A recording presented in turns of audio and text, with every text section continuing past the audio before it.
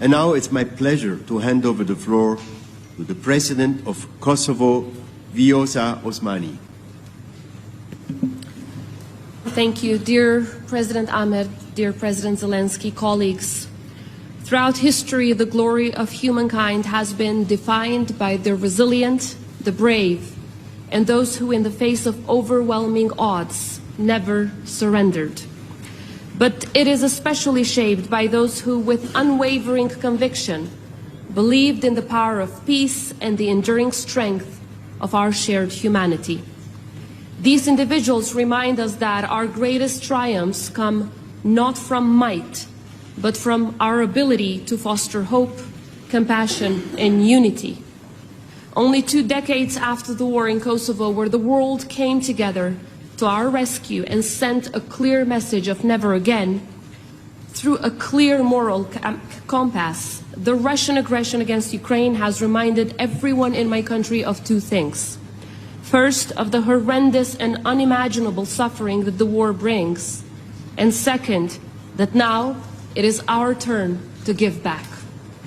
Since February 22, the world witnessed an aggression that not only threatens the sovereignty of a nation, but also the very soul of Europe. But Ukraine will prevail, because there is nothing and no one that can stand on the way of a people that wants to be free. The people of Ukraine have lit up a fire of hope that no tyranny will ever be able to extinguish. As a nation that was devastated by the suffering of war, I want to point out that this moment demands that we stand firm, ensuring that our commitment is measured not in days or months, but in the steadfastness of our support until Ukraine's sovereignty is restored and just peace prevails. This fight is not merely Ukraine's fight. It is the battle for our shared values and the ideals that today are under siege, but are as enduring as the spirit of those who defend them. We've offered Ukraine support in all fronts, from the human dimension to military aid. But let's not forget that the echoes of conflict do not fade with the silencing of guns. They linger in the minds and hearts of those touched by its horrors. This is why we're committed to not just relief, but also to recovery and resilience, supporting Ukraine in its moment of need and far beyond. Recovery doesn't just mean rebuilding the buildings, but also the human spirit of those who suffered most. Because even decades after, you will see the pain in the eyes of the mothers of the children forcibly disappeared, of the survivors of the sexual violence, of those who lost their families for the war.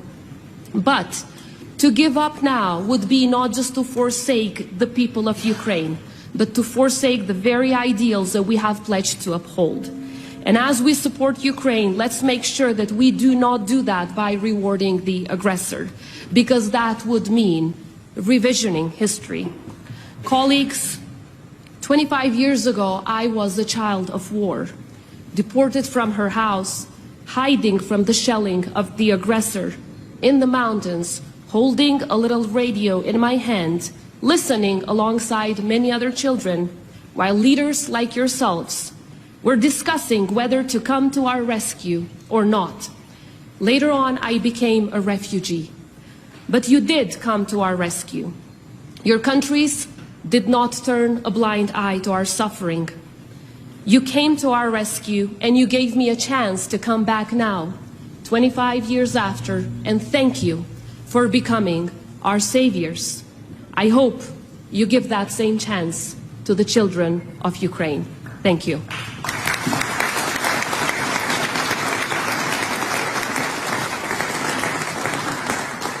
Madam President, thank you very much.